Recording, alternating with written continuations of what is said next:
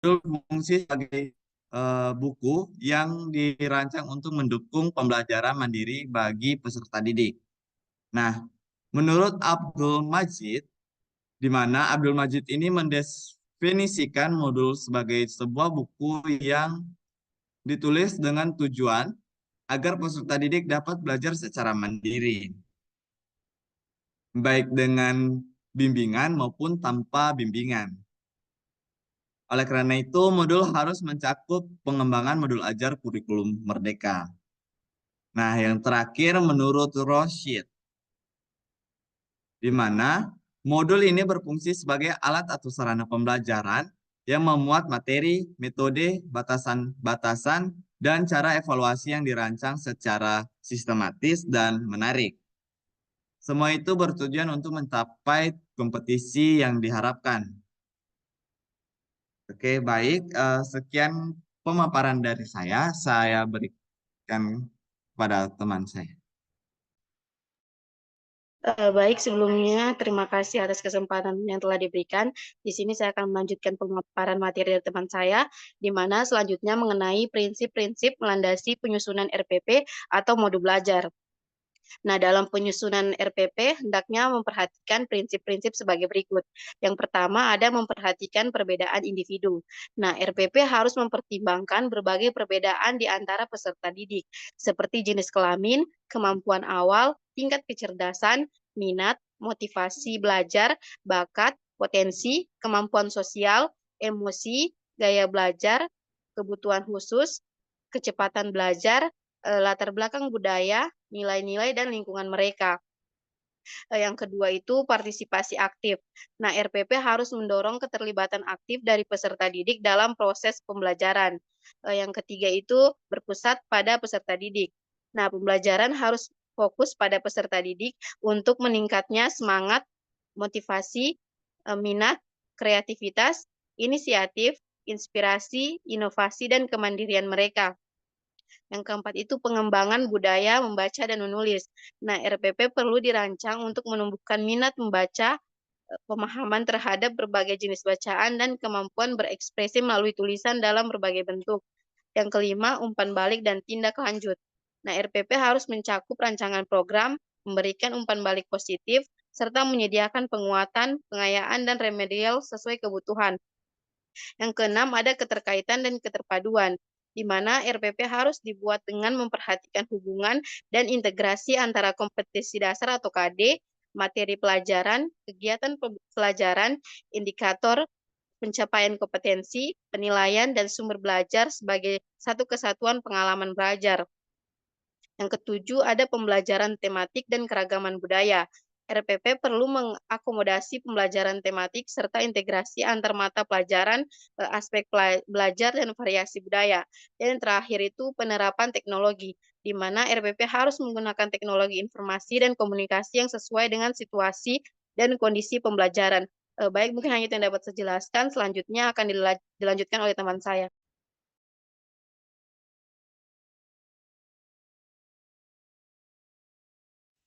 Baik, terima kasih atas kesempatannya. Jadi di sini saya mau melanjutkan materi mengenai karakteristik dari RPP atau modul belajar. Jadi rencana pelaksanaan pembelajaran atau RPP memiliki karakteristik di mana RPP ini dijabarkan dari silabus untuk mengarahkan kegiatan belajar siswa dalam mencapai kompetensi dasar. Setiap guru di satuan pendidikan diwajibkan untuk menyusun RPP secara lengkap dan juga sistematis. Jadi ada beberapa karakteristik dari RPP. Yang pertama, RPP itu harus memenuhi komponen dan struktur minimal seperti materi ajar, metode pembelajaran, langkah-langkah pembelajaran, sumber belajar, dan penilaian hasil belajar. Selanjutnya, komponen RPP harus saling berhubungan untuk mendukung pencapaian indikator kompetensi dasar. Selanjutnya, RPP harus menyajikan cakupan, tingkatan, kedalaman, tingkat kesulitan, dan urutan materi yang sesuai dengan perkembangan peserta didik. Selanjutnya, RPP harus menyajikan metode dan langkah-langkah pembelajaran yang aktif, kreatif, efektif, dan juga menyenangkan. Kemudian, RPP harus menyajikan penilaian hasil belajar yang mencakup berbagai aspek dan juga teknik penilaian. RPP harus mencakup sumber belajar yang beragam dan mudah diakses. Selanjutnya, semua komponen RPP dapat digunakan oleh guru atau disesuaikan dengan perubahan di sekolah ataupun tuntutan dari masyarakat. Mungkin itu saja yang dapat saya sampaikan. Selanjutnya akan dilanjutkan oleh teman saya. Baik, saya akan melanjutkan presentasi mengenai manfaat penyusunan RPP atau modul ajar. Jadi terdapat beberapa manfaat penting dalam penyusunan RPP, yaitu yang pertama itu dia kejelasan dalam pencapaian kompetensi. Penyusunan RPP memberikan kejelasan mengenai kompetensi yang harus dicapai oleh peserta didik dan prasyarat yang diperlukan untuk mengikuti pembelajaran di sekolah. Jadi dengan menyusun RPP, kompetensi yang ingin dicapai oleh peserta didik itu semakin jelas. Yang kedua itu meningkatkan efisiensi pelaksanaan. RPP membantu meningkatkan efisiensi dalam proses pembelajaran dengan memberikan gambaran tentang kebutuhan sumber daya yang diperlukan, baik sumber daya manusia maupun non-manusia. Kemudian yang ketiga itu ada pengembangan berkelanjutan. Jadi RPP mungkin penentuan proses yang diperlukan dalam periode tertentu dengan yang harus dicapai. Perencanaan saat ini menjadi perencanaan berikutnya. Ciptakan kesinambungan antara satu perencanaan dengan yang lain. Hal ini berlaku bagi indikator kompetensi dasar di setiap jenjang kelas, sehingga pengembangan berkelanjutan itu dapat. Kemudian yang keempat itu, jadi perencanaan pembelajaran ini dapat dijadikan sebagai hasil karya ilmiah bagi pendidik yang dapat digunakan sebagai bahan usulan untuk kenaikan jabatan atau golongan. Baik, itu saja pemaparan materi dari saya. Selanjutnya akan dilanjutkan oleh teman kelompok saya. Baik, saya akan melanjutkan presentasi dari teman saya. Selanjutnya, langkah-langkah pengembangan RPP atau modul belajar. Pengembangan rencana pembelajaran adalah tahap penting dalam menyukseskan implementasi kurikulum berbasis kompetensi KBK di kelas. Untuk menyusun rencana pembelajaran yang baik dan menjalankan proses pembelajaran secara efektif dan efisien, guru perlu memahami unsur-unsur persiapan yang mencakup analisis kebutuhan siswa, tujuan yang ingin dicapai, strategi yang relevan, serta kriteria evaluasi. Menurut Gagne dan Briggs, rencana pembelajaran yang baik harus mencakup 3 komponen utama, yaitu yang pertama tujuan pengajaran, kedua materi pelajaran, bahan ajar, metode dan pendekatan mengajar, media pengajaran serta pengalaman belajar. Yang ketiga evaluasi keberhasilan. Nah, berdasarkan uraian tersebut terdapat 4 langkah dalam merancang pembelajaran. Yang pertama perencanaan untuk mengapresiasi keragaman, mempertimbangkan keanekaragaman siswa dalam perencanaan. Yang kedua merumuskan tujuan atau komponen menetapkan tujuan pembelajaran yang jelas. Yang ketiga, menyusun rencana implementasi pembelajaran, merencanakan langkah-langkah pembelajaran di dalam kelas. Dan keempat, menentukan model penilaian evaluasi, menetapkan cara untuk mengevaluasi hasil pembelajaran untuk pelaksanaan pembelajaran di kelas. Perlu disusun rencana pelaksanaan pembelajaran atau RPP. Baik, sekian dari saya akan dilanjutkan oleh teman saya. Baik, terima kasih untuk kesempatannya. Jadi saya akan melanjutkan materi. Jadi materi yang saya lanjutkan itu mengenai contoh pengembangan RPP atau modul belajar. Jadi untuk rencana pelaksanaan pembelajaran yang kami ambil yaitu mata pelajaran biologi untuk kelas 10 semester 1.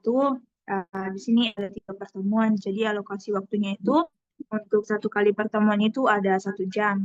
Jadi untuk kerangkanya itu ada mulai dari standar kompetensi dasar, indikator, tujuan pembelajaran, materi pembelajaran, KKM, sumber atau alat bantu. Yang ke-8 ada langkah-langkah kegiatan. Dalam langkah-langkah kegiatan ini ada memuat dari kegiatan awal, kegiatan inti, dan kegiatan akhir. Dan di akhir pembelajaran itu ada penilaian. Jadi untuk teman-teman boleh lihat kembali di makalahnya kami karena yang di PPT itu cuma hanya rincian singkat saja. Baik, itu saja presentasi dari kelompok kami. Saya kembalikan kepada moderator. Oke, baik. Terima kasih kepada kelompok 2 yang sudah memaparkan materinya tentang RPP. Oke, baik. Langsung saja ke sesi kedua, yaitu sesi tanya-jawab. Saya persilahkan kepada teman-teman untuk bertanya apabila ada yang belum dipahami atau ada yang belum dimengerti dari penjelasan kelompok 2.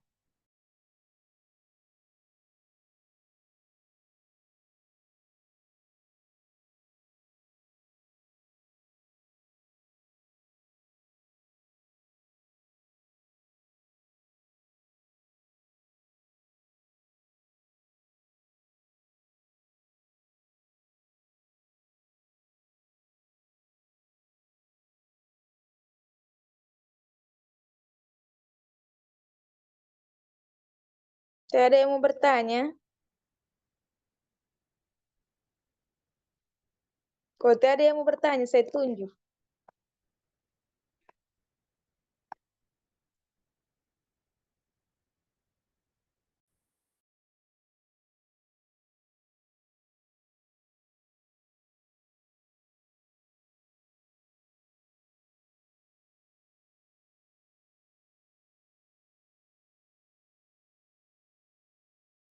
Siapa itu?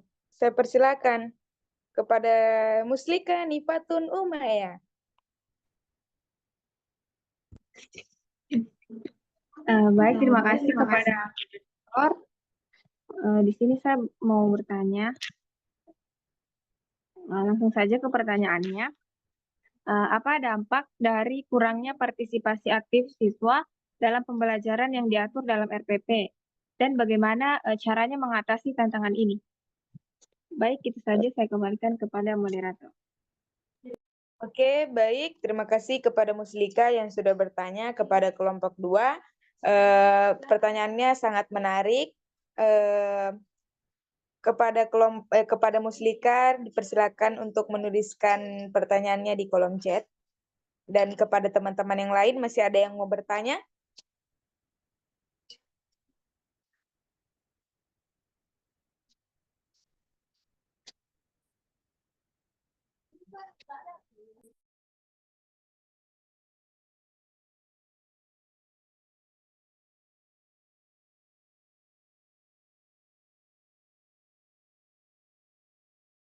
Ya, ada lagi nih mau bertanya. 2 pertanyaan lagi.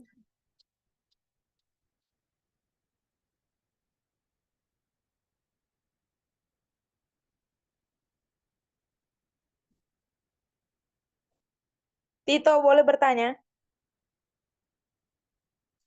Saya persilakan kepada Tito.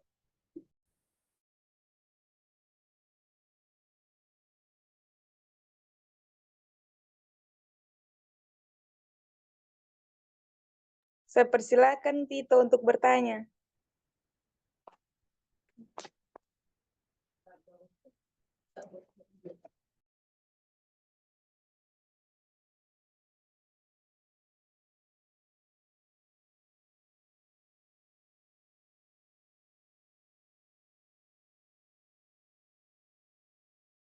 Sembari kita tunggu Tito, saya persilakan kepada kelompok pemateri untuk menjawab pertanyaan dari Muslika.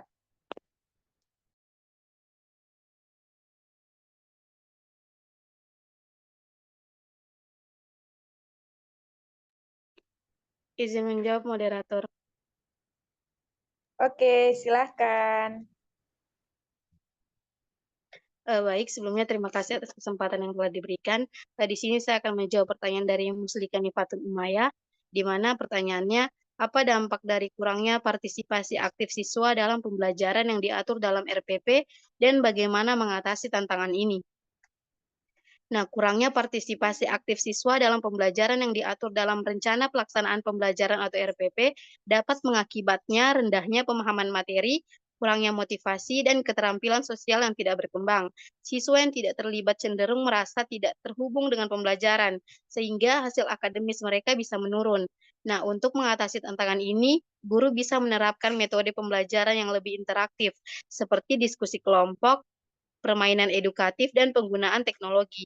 Selain itu, menciptakan lingkungan yang mendukung, di mana siswa merasa aman untuk berpendapat dan berkontribusi juga sangat penting. Baik, mungkin hanya itu yang dapat saya jawab. Saya ucapkan terima kasih. Saya kembalikan kepada moderator. Oke, baik. Terima kasih kepada Hikmah Abia yang sudah menjawab pertanyaan dari Muslika. Jawabannya juga sangat bagus. Kepada siapa dulu? Firna Amanda. Kesempatan yang menambahkan Muslika itu partisipasi aktif yang diatur dalam RPP dan bagaimana mengatasi ini. Jadi partisipasi dalam pembelajaran yang diatur RPP itu dia dapat berdampak signifikan pada proses belajar mengajar ketika siswa kurang terlibat terhadap materi yang optimal, motivasi belajar dan kemampuan berpikir kritis serta keterampilan sosial itu sulit untuk dalam tujuan pembelajaran untuk mengatasi lingkungan belajar dan menarik, misalnya seperti kelompok permainan psikologi atas partisipasi siswa untuk berpendapat itu dapat meningkatkan rasa percaya diri dan motivasi mereka untuk lebih aktif dalam proses pembelajaran. Baik, itu saja sedikit tambahan jawaban saya kembalikan kepada moderator. Oke, baik. Terima kasih kepada Firna Amanda yang sudah menambahkan jawaban dari pertanyaan Muslika. Jawabannya juga sangat bagus. Selanjutnya saya persilakan kepada Givani. Siapa tadi angkat tangan itu? Terima kasih untuk kesempatannya moderator. Jadi saya akan menambahkan pertanyaan Muslika tadi untuk jawabannya. Kurangnya partisipasi yang diatur dalam rencana negatif terhadap kualitas pembelajaran dan hasil belajar siswa. Di mana di sini siswa yang tidak terlibat secara aktif cenderung kehilangan motivasi, mengurangi pemahaman materi, dan mengalami kesulitan dalam menerapkan pengetahuan yang telah dipelajari. Jadi, hal-hal ini dapat menyebabkan menghambat perkembangan keterampilan sosial dan kolaboratif siswa. Jadi, untuk mengatasi tantangan ini, penting bagi guru untuk menciptakan lingkungan belajar yang interaktif dan menarik. Strategi seperti menggunakan metode pembelajaran berbasis proyek, diskusi, dan teknologi pendidikan yang dapat membantu meningkatkan keterlibatan siswa. Selain itu juga dapat memberikan umpan balik yang konstruktif dan mengakomodasi berbagai gaya belajar, siswa dapat juga mendorong partisipasi yang lebih aktif. Baik, itu yang dapat saya tambahkan. Saya kembalikan kepada moderator. Oke, baik. Terima kasih kepada Givani yang sudah menambahkan jawaban. Jawabannya juga sangat menarik. Baik, saya persilakan kepada Jihan Winarti. Oke, terima kasih atas kesempatannya. Jadi di sini saya menambahkan sedikit jawaban atas pertanyaannya Muslika Nipatanumaya. Jadi pertanyaannya tadi itu apa dampak dari kurangnya partisipasi aktif siswa dalam pembelajaran yang diatur dalam RPP dan bagaimana cara mengatasi tantangan ini. Jadi kurangnya partisipasi aktif siswa dalam pembelajaran yang diatur dalam RPP itu memiliki dampak yang negatif pada proses pembelajaran. Jadi seperti kesulitan dalam memahami konsep. Jadi siswa itu dapat sulit berpartisipasi dalam menyebabkan memahami konsep dan menyelesaikan tugas-tugas yang diberikan oleh guru. Selanjutnya, keterampilan berpikir kritis dan komunikasinya yang terhambat. Jadi, partisipasi aktif dapat mendorong siswa untuk berpikir kritis, menganalisis informasi, dan mengekspresikan ide-ide mereka. Jadi, kurangnya partisipasi itu dapat menghambat perkembangan mereka. Selanjutnya, penurunan rasa percaya diri. Jadi, ketika siswa tidak berani bertanya ataupun berpartisipasi dalam diskusi, mereka itu akan kurang percaya diri dan tidak yakin dengan kemampuan yang mereka punya. Jadi, hal ini dapat berdampak pada kepribadian dari siswa tersebut. Jadi, ada beberapa cara untuk mengatasi tantangan ini, seperti guru itu dapat menciptakan suasana belajar yang lebih kondusif. Kemudian, guru juga bisa menerapkan strategi dalam pembelajaran yang aktif. Selanjutnya, RPP itu dibuat semenarik mungkin atau lebih kreatif. Kemudian, guru juga bisa memberikan penghargaan atau pengakuan pada siswa yang berani tampil aktif dalam pembelajaran di kelas. Sekian tambahan dari saya ucapkan terima kasih. Oke, baik. Terima kasih kepada Jihan yang sudah menambahkan. Jawaban juga sangat bagus.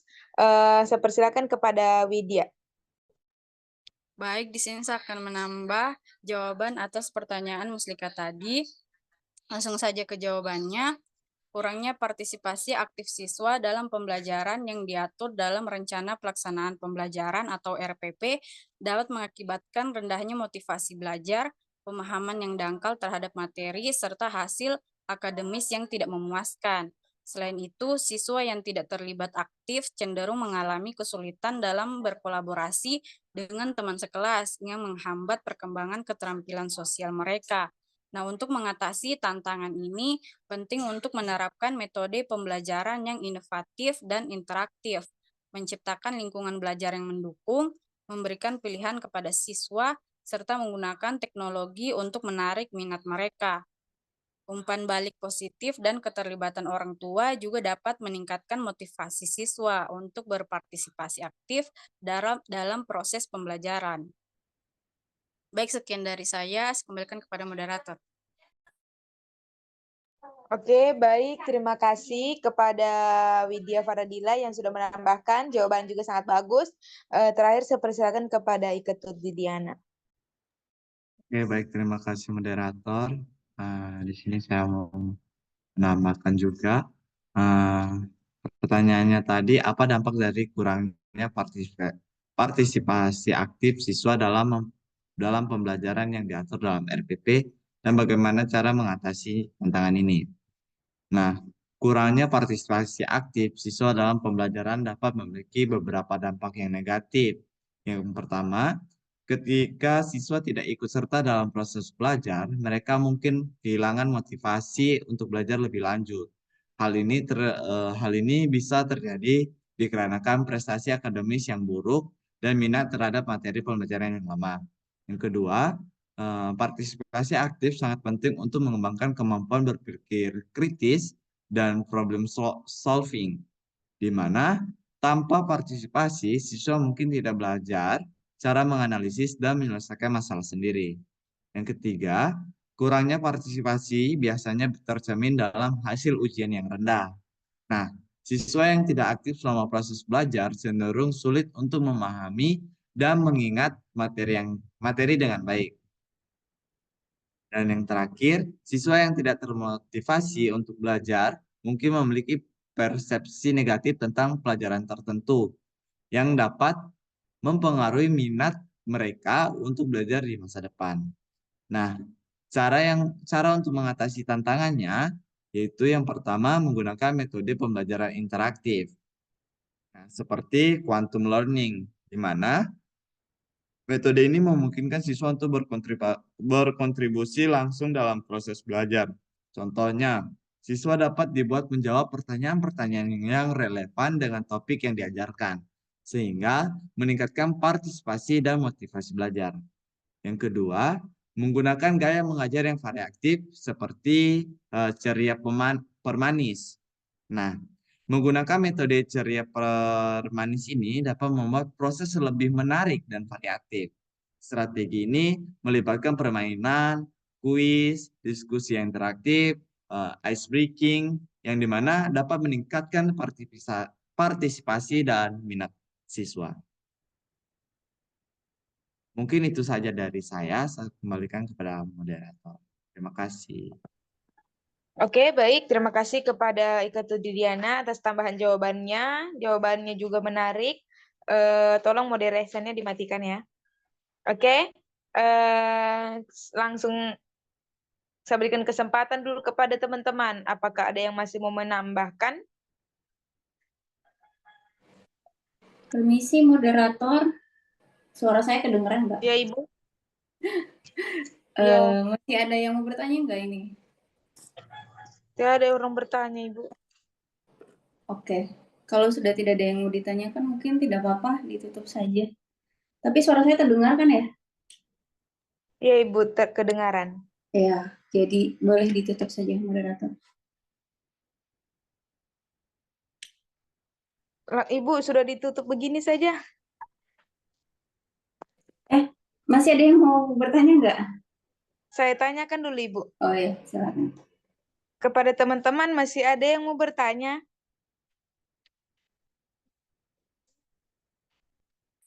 Masih ada yang mau bertanya? Tutup saja, Cak. Oke, langsung saya tutup saja, Ibu, karena sudah ada perintah. Oke, baik. Langsung saya simpulkan saja, Ibu. Oke, baik. Kita masuk ke sesi ketiga, yaitu sesi penutup. Nah, baik, di sini saya akan membacakan kesimpulan tentang materi kita pada siang hari ini. Nah, RPP atau modul ajar merupakan bahan pembelajaran yang disusun secara tertulis untuk membantu peserta didik secara mandiri. Nah, penyusunan RPP harus memperhatikan beberapa prinsip penting seperti memperhatikan perbedaan individu, mendorong partisipasi aktif, berpusat pada peserta didik, dan mengembangkan budaya membaca dan menulis. RPP juga harus mengintegrasikan kompetensi dasar KD, materi pelajaran, kegiatan pembelajaran, penilaian, dan sumber belajar. Oke, baik. Itulah kesimpulan materi RPP yang sudah saya bacakan. Terima kasih kepada pemateri yang sudah memaparkan materinya dengan sangat baik.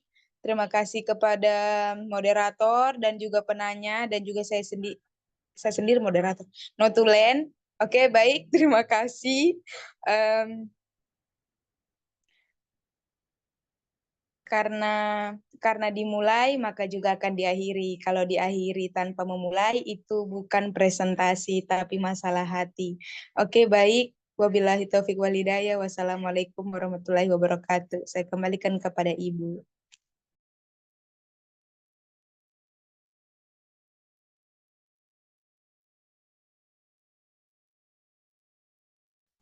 Mohon maaf Ibu, suaranya tidak kedengaran lagi. Oke, ada saja kayaknya masalah yang tidak terduga hari ini ya. Padahal saya sudah standby dari 12:30 ya. Saya tidak tahu laptop saya tidak bisa mendengar suara dan juga tidak bisa mengeluarkan suara. Sehingga yang terjadi adalah mungkin kalau kalian lihat ada dua Vita di sini karena saya pakai dua device ya. Jadi yang satu ini yang mungkin kalian lihat video saya itu untuk record dan yang satu lagi untuk suara. Jadi saya pakai iPad untuk suara saya ya. Semoga bisa kedengaran suaranya ya. Mohon maaf untuk presentasi yang awal-awal itu tidak bisa record ya. Karena tadi saya switch dari iPad ke laptop gitu ya. Jadi mungkin di tengah-tengah penjelasan presenter baru ke record gitu ya. Mohon pemaklumannya. Oke. Ya. Pertanyaannya hanya satu. Berarti mungkin asumsi saya adik-adik semua sudah paham ya bagaimana cara bikin RPP. Ini paham apa tidak ini?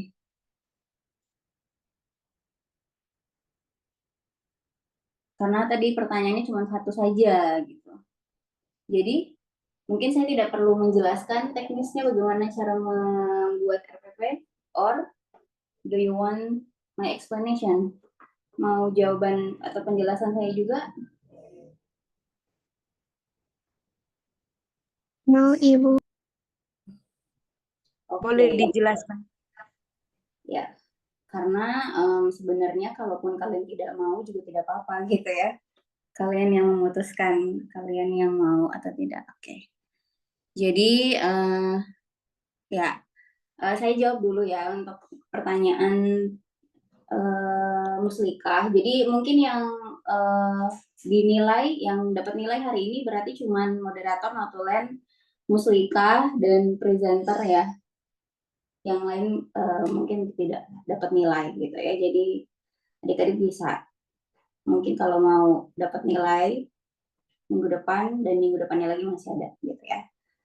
Oke, pertanyaannya Muslika, apa dampak dari kurangnya partisipasi aktif siswa dalam pembelajaran yang diatur dalam RPP? Dampak dari kurangnya partisipasi, berarti gurunya yang salah ya di sini, karena gurunya belum bisa memancing siswa untuk aktif gitu ya.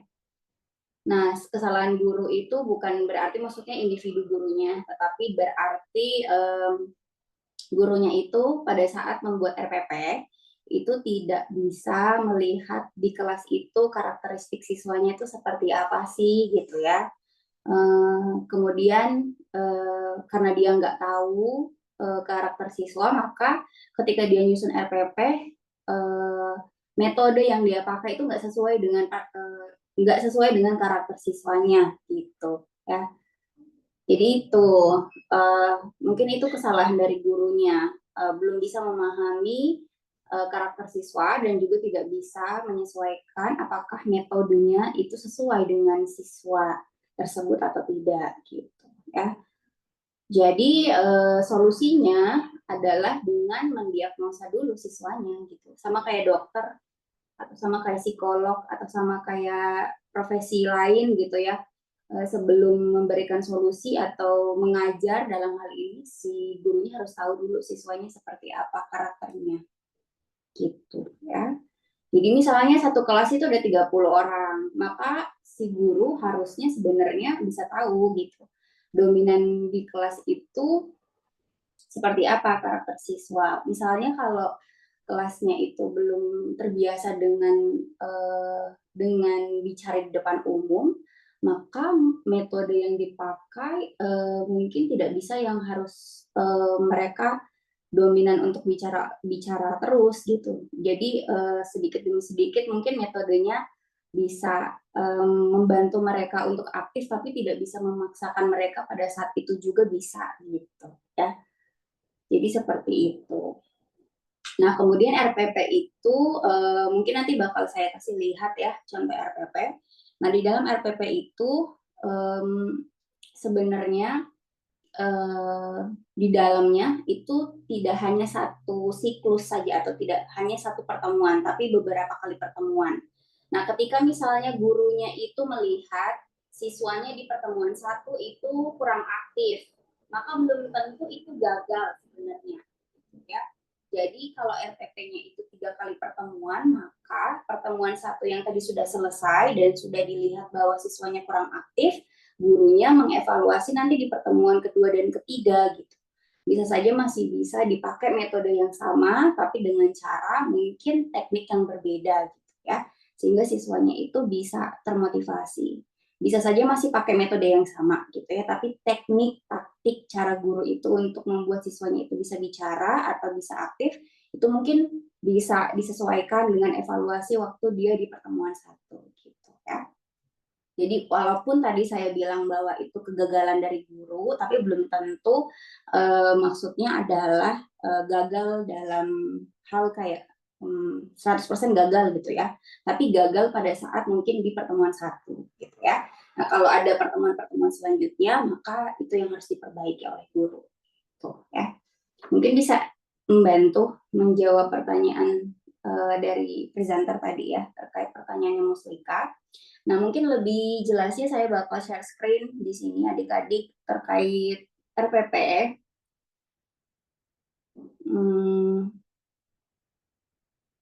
Saya share screen aja kali ya, soalnya biar bisa. Oke. Jadi nanti adik-adik kalau misalnya pada saat saya menjelaskan atau berbicara ada yang kurang paham, boleh langsung ditanyakan aja, sama seperti kelas offline minggu kemarin gitu ya. Saya sudah absen kalian, kehadirannya 100% ya hari ini, semuanya hadir. Ya itu. Nah, minggu kemarin saya belum kasih lihat kalian silabus kurikulum Merdeka ya. Di sini juga saya mau lihat dulu tugasnya. Saya minggu kemarin sudah kasih adik-adik link untuk mengumpul, ternyata belum ada yang kumpul. Ya, jadi saya belum bisa evaluasi nih progres kalian seperti apa ya. Yang kumpul baru Didi, tapi ketika saya buka juga bukan itu yang saya minta ya. Jadi nanti boleh di undo kembali gitu ya, Didi. Oke. Ya, kita balik lagi ke yang saya mau kasih lihat. Saya nggak tahu ya, jadi nanti untuk tahun depan apakah kita masih pakai kurikulum Merdeka atau apa gitu, karena udah ganti menterinya.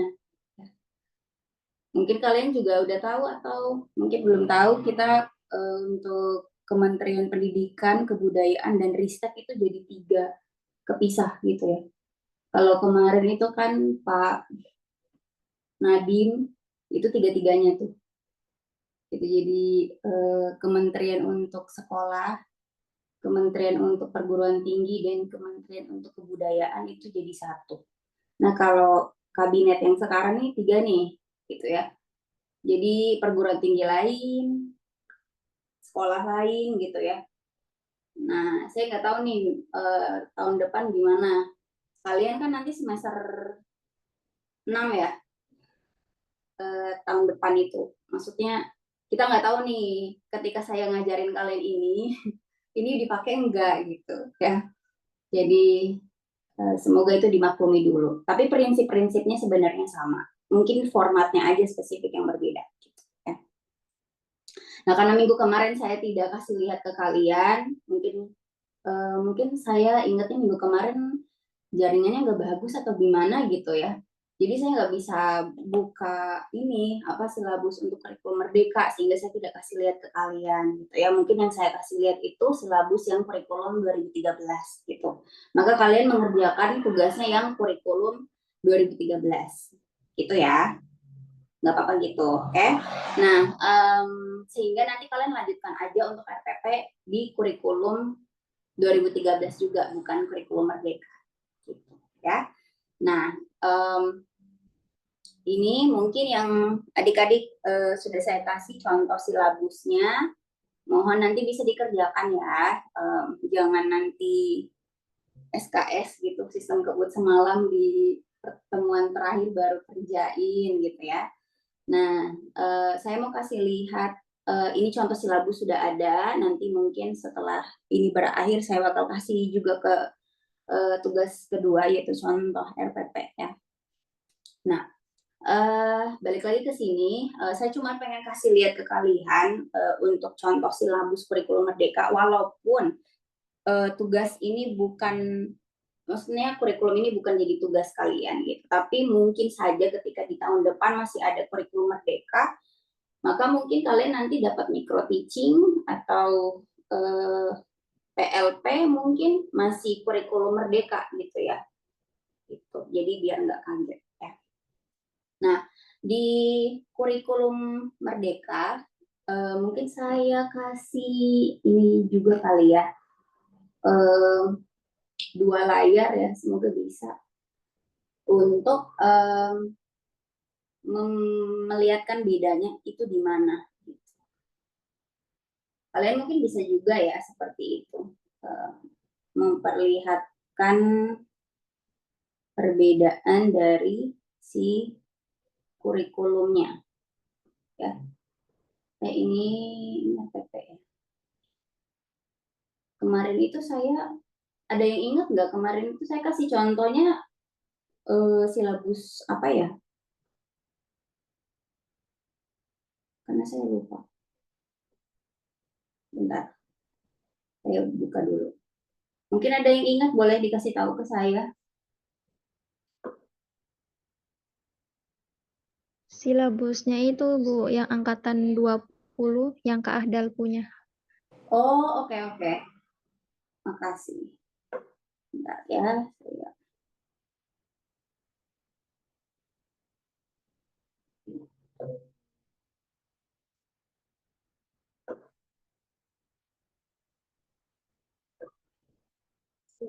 Tugas kemarin.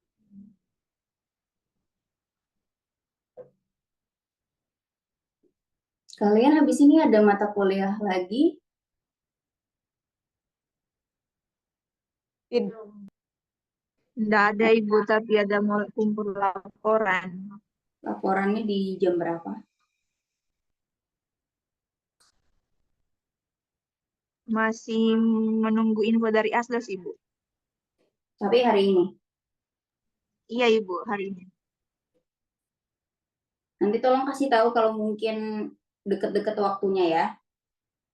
Biar saya menyesuaikan kalian. Bentar, saya taruh di mana ya tugas itu. Kajian 2022.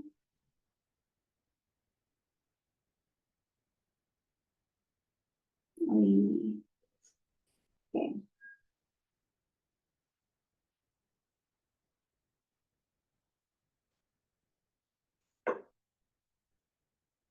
Share screen lagi.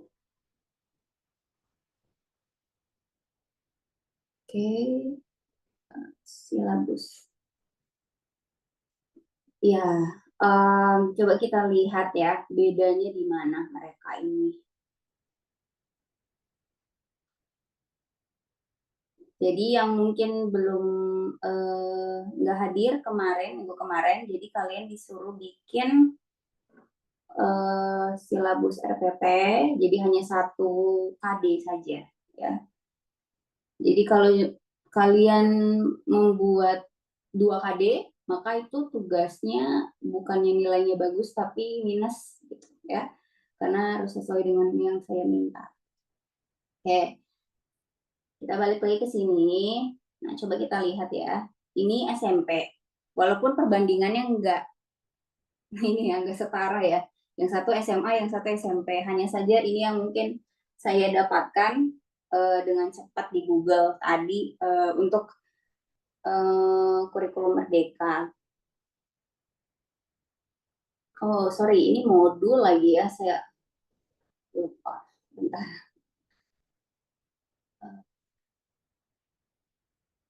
Tadi itu modul itu tadi RPP harusnya ya. Oke.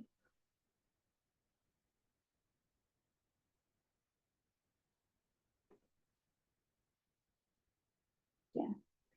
Jadi kalau di kurikulum Merdeka itu tidak ada nama ininya, apa? Tidak tahu apakah memang namanya silabus gitu. Tapi kalau saya lihat apa ya? Istilahnya bukan silabus, tapi namanya ini alur dan tujuan pembelajaran ATP. Ya. Bukan adenosin trifosfat tapi alur dan tujuan pembelajaran atau ATP ya. Nah, jadi ini mungkin ya kalau di kurikulum Merdeka gitu, yang di sebelah kiri itu kurikulum Merdeka, silabusnya, yang di sebelah kanan itu adalah silabus untuk kurikulum 2013 ya. Sama mungkin ya di depan biasa cover ya, ada identitas sekolah ya. Mungkin tapi kalau di kurikulum Merdeka ini jadinya silabus gitu ya, silabus. Nah, tapi kalau di kurikulum Merdeka namanya alur dan tujuan pembelajaran. Ya.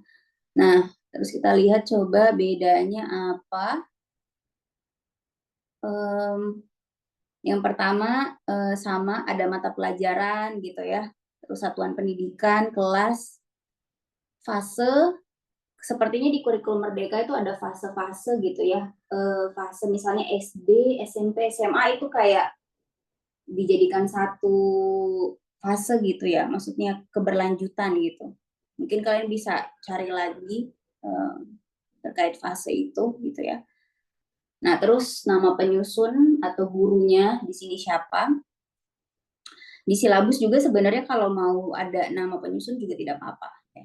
Tapi di kurikulum 2013 itu tidak ada fase dia. Gitu ya.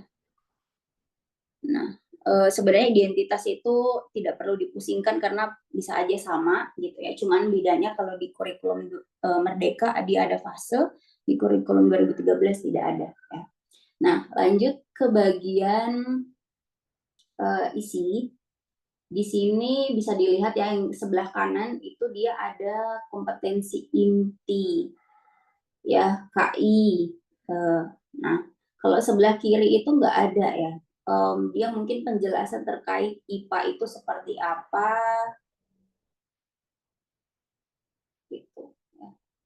Terus yang bagian kedua,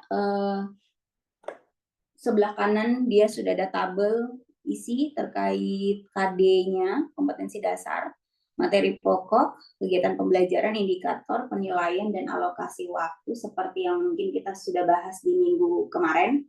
Nah, tapi kalau di sebelah kiri, tadi yang sebelah kanan ya maksudnya, yang sebelah kiri itu karena kurikulum Merdeka itu ada profil pelajar Pancasila, jadi ciri dari kurikulum Merdeka, maka mereka mungkin menaruh itu di situ gitu ya sebagai overview profil pelajar Pancasila. Nah, profil pelajar Pancasila ini tuh kan berarti ada bukan 5 sila ya, tapi di sini ada beriman, bertakwa ya, terus berakhlak mulia, berkebinekaan global, bergotong royong, kreatif, mandiri, dan bernalar kritis.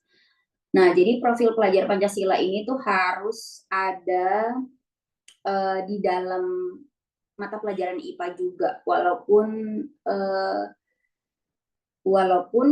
kalau di kurikulum 2013 itu tidak ada ya secara tersurat atau secara kata-katanya di sini nggak ada gitu ya, profil pelajar Pancasila itu. Tapi kalau adik-adik mungkin masih ingat, di minggu kemarin saya bilang bahwa tidak ada KI 1 dan KI 2 di sini ya. Karena kalau IPA biasanya memang hanya KI 3 dan KI 4. Tapi KI 1 dan KI 2 itu sebenarnya adalah bisa dibilang terkait sikap gitu ya, terkait moral, attitude gitu ya, untuk siswa itu seperti apa gitu ya. Jadi kalau mau dilinearkan atau disejajarkan, profil pelajar Pancasila yang ada di kurikulum Merdeka itu ada di kurikulum 2013 juga, tapi hanya di kompetensi inti 1 dan inti 2 gitu ya. Jadi seperti itu. Oke, nah jadi di sini dikatakan melalui pelajaran IPA dapat mengembangkan dirinya dan dapat apa gitu ya. Jadi walaupun belajar IPA tapi tetap ada profil pelajar Pancasilanya yang muncul di situ gitu ya. Walaupun mereka belajar IPA. Nah, terus kita lihat lagi kalau di sini di silabus kurikulum 2013 yang sebelah kanan itu sudah selesai sebenarnya kalau kita sudah menjelaskan terkait KD, materi pokok, kegiatan pembelajaran, indikator, penilaian, alokasi waktu, dan sumber belajar ya.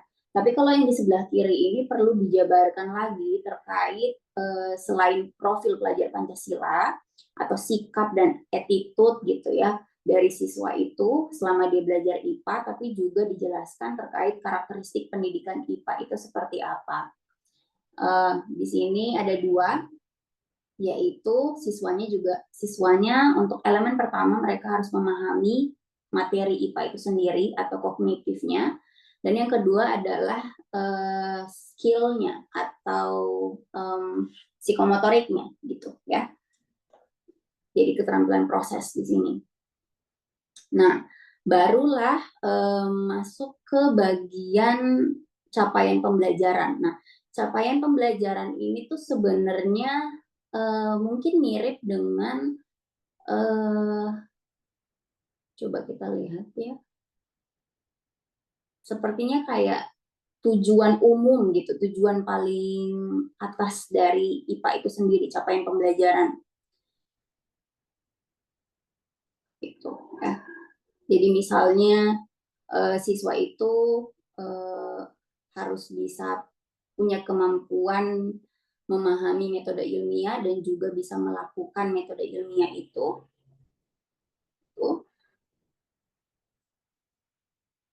Ya, baru nanti masuk ke bagian IPA yang akan diajarkan di tingkatan SMP gitu ya. SMP kelas 7, kelas 8, dan kelas 9. Jadi silabusnya itu berarti satu kali mungkin ya, satu kali bikin berarti untuk 3 kelas jenjangnya gitu ya. Misalnya ada guru yang mengajarkan IPA di SMP dan sekolah itu menggunakan kurikulum Merdeka, maka mungkin beliau membuat satu kali aja gitu ya terkait silabusnya. Karena di sini mengcover kelas 7, kelas 8, dan kelas 9. Gitu ya. Jadi materi-materinya itu yang dimasukkan ke dalam tabel ini. Ya.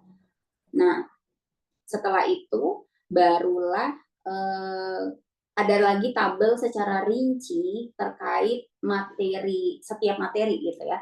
Misalnya yang kita lihat di sini kelas 7 ini kan ada hakikat ilmu sains, pengukuran, dan metode ilmiah.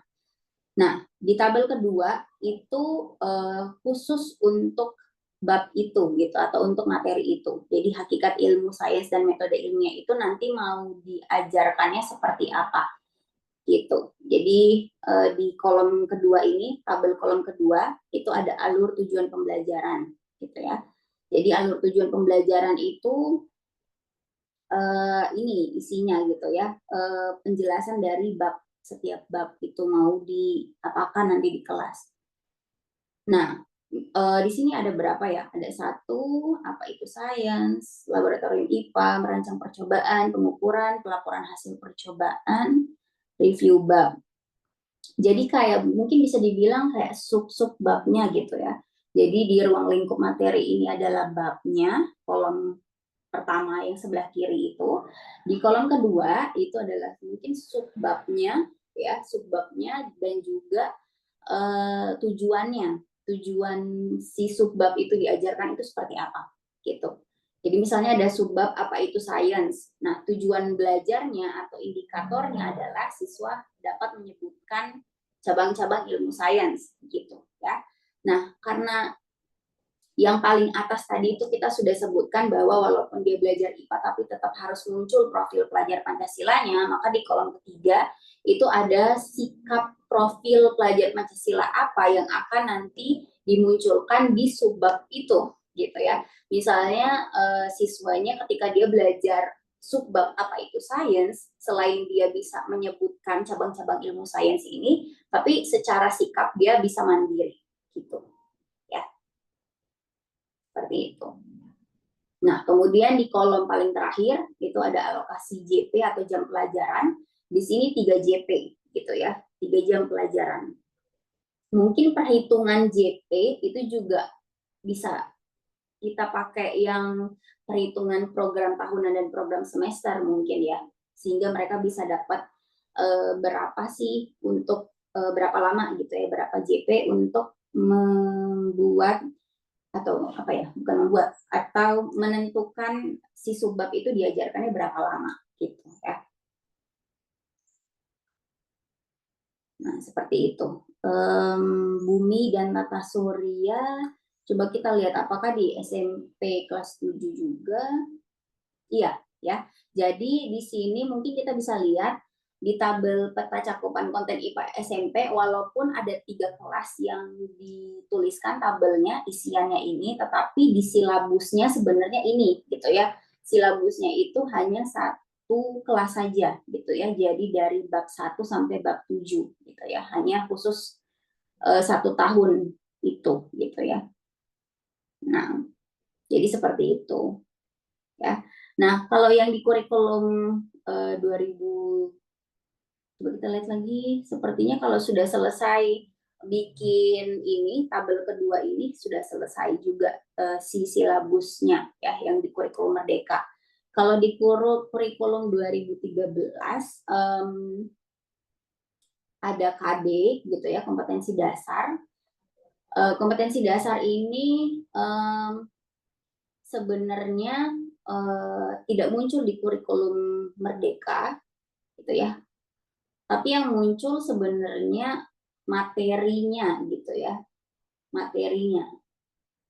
Ini saya tidak ada contoh yang sejajar gitu ya. Harusnya kalau SMP di kurikulum Merdeka, contohnya juga harusnya di kurikulum 2013 SMP juga ya. Tapi kalau bisa dilihat di sini dengan contoh yang seadanya, mungkin biar bisa dikonekkan gitu ya, adik-adik juga mungkin biar bisa familiar dengan kurikulum Merdeka, walaupun tugasnya kurikulum 2013, itu di sebelah kiri tadi yang ini kurikulum Merdeka itu kan dia ruang lingkup materi ya. Ruang lingkup materi ini bab 1 gitu ya. Biasa kalau di buku cetak itu kan bab juga ya, bab 1 terkait apa. Nah, tapi kalau di kurikulum 2013 itu tidak ada kolom ruang lingkup materi, tapi yang ada adalah kompetensi dasar. Gitu, ya. Jadi kalau mau menentukan babnya di kurikulum 2013 tinggal mungkin bisa dihapus bagian ini. Menjelaskan gitu ya ini. Mungkin bisa langsung kayak komponen kimiawi penyusun sel, struktur, fungsi, dan proses yang berlangsung dalam sel sebagai unit terkecil kehidupan. Mungkin itu babnya, gitu ya, bab di kurikulum 2013, gitu. Ya. Nah, tapi kalau misalnya kita dari kurikulum 2013 ke kurikulum Merdeka, misalnya, gitu ya, karena di kurikulum 2013 itu ada kompetensi dasar, di kurikulum Merdeka itu nggak ada kompetensi dasar. Nah, untuk mungkin apa ya bisa mensejajarkannya, jadi dari si kurikulum Merdeka ini kita mau bikinkan KD misalnya gitu ya, mungkin bisa aja tinggal menambahkan kata kerja operasional belum yang revisi terbaru itu. Jadi ada kan dua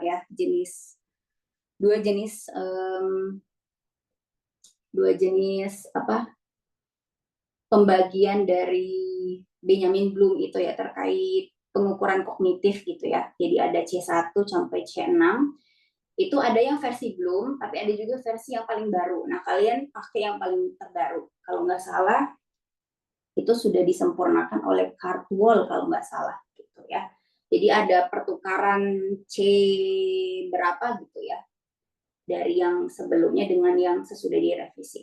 Nah, jadi balik lagi ke sini, kalau misalnya kalian pengen apa ya memahami dua kurikulum ini bisa dengan tadi, misalnya kalau yang di kurikulum Merdeka nggak ada kompetensi dasar, yang ada adalah ruang lingkup materi, maka kita bisa membuat ruang lingkup materi itu jadi kompetensi dasarnya gitu ya, dengan cara menambahkan kata kerja operasional di depan dari atau sebelum dari judul babnya itu gitu. Misalnya bisa aja di sini yang di sebelah kiri itu kita tulis ini bisa nggak sih ditulis? Oh, nggak bisa. Jadi mungkin kalian di sini ya bisa yang bab 1 hakikat ilmu sains dan metode ilmiah, mungkin bisa mau bikin kompetensi dasarnya apa dengan cara menjelaskan gitu ya.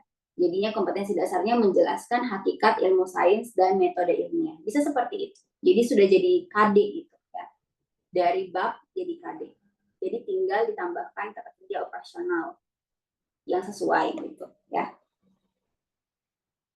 Atau misalnya menganalisis juga boleh. Jadi tergantung dari kedalaman si materi yang nanti mau dipelajari oleh siswa itu gitu ya. Jadi seperti itu cara mencocok-cocokkan atau memahami gitu ya antara dua kurikulum ini gitu. Sebenarnya intinya mereka sama untuk memetakan materi yang mau diajarkan itu di kelas seperti apa gitu ya. Kemudian berapa lama waktunya gitu, hanya saja formatnya yang berbeda gitu ya. Nah, terus misalnya yang di materi pokok ini ya, yang di sebelah kanan ini di kurikulum 2013, materi pokok yang di kolom kedua. Nah, di sebelah kirinya, ini kan alur tujuan pembelajaran ya, yang di kurikulum Merdeka. Nah, sebenarnya mereka mirip juga gitu ya. Hanya saja, kalau di kurikulum 2013, materi pokoknya itu hanya materinya aja. Sementara di alur tujuan pembelajaran itu ada materi dan juga ada indikator gitu. Ya. Nah, kalau yang di sebelah kanan itu materi pokok sendiri kolomnya, indikator sendiri kolomnya gitu. Kalau di kurikulum Merdeka itu digabungin jadi satu apa ini ya namanya? Jadi satu kotak ini gitu. Seperti itu, ya.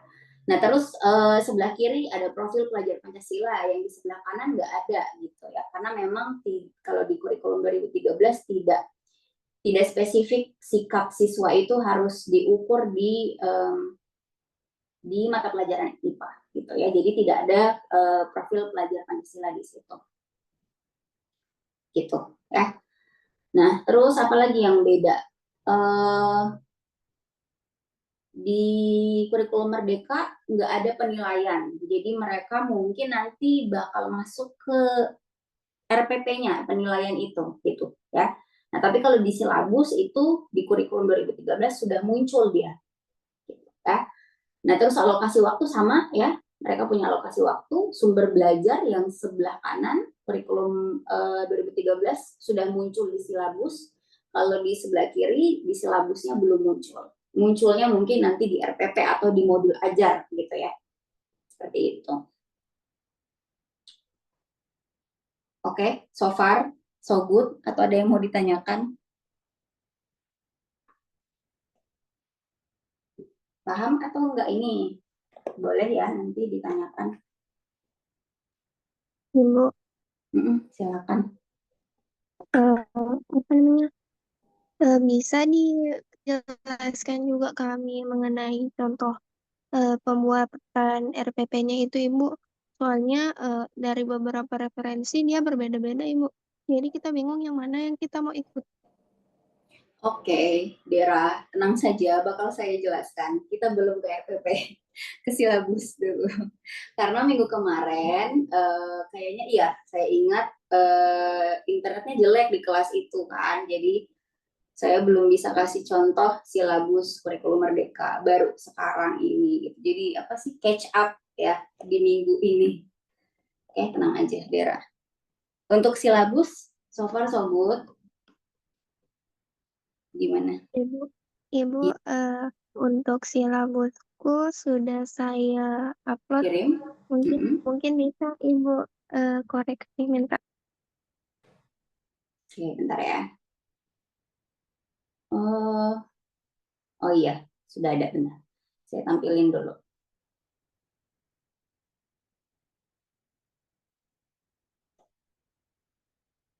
Oke, Dera. Mana Dera?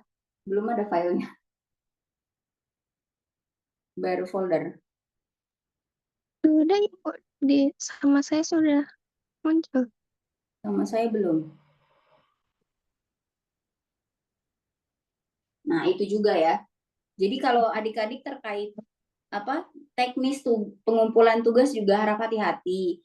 Kalau misalnya kalian sudah kirim tapi di sayanya nggak nampak, itu jadinya nggak terkumpul berarti ya.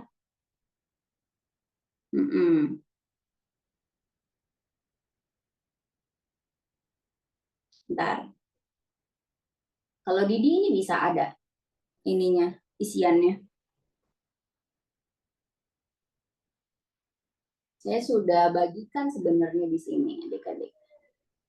Jadi sebenarnya siapa saja yang memiliki link, kalau kemarin itu dibatasi, sekarang sudah saya bolehkan kalian untuk upload ya. Jadi sebenarnya bukan masalah dari sayanya, mungkin entah bagaimana Dera mungkin bisa di-refresh lagi. Nah, itu baru muncul. Ya. Jadi yang seperti itu mungkin adik-adik juga perlu hati-hati ya dalam mengirim tugas gitu ya. Ini silabus atau RPP ini, silabus ya? Iya, Ibu, silakan. Kamu tulisnya di sini apa? Silabus, oh ya. Oke, silabus. Boleh seperti ini, kompetensi dasarnya hanya 1 ya. Terus materi pokoknya, pengertian, struktur dan fungsi. Terus apa lagi? Struktur, fungsi, kelainan, struktur, fungsi, dan proses. Oh, ada proses juga di sini. Contoh aktivitas sehari-hari yang melibatkan sistem gerak, kelainan. Boleh. Ini materi pokok udah benar, kegiatan pembelajarannya.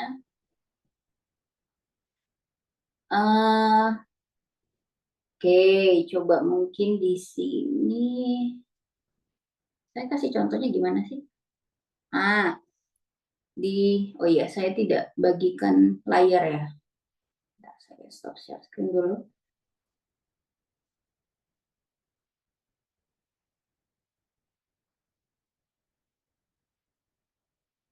Nah, adik-adik di sini untuk contoh silabus yang saya minta, adik-adik kegiatan pembelajarannya nggak usah rinci, karena itu nanti perinciannya di RPP.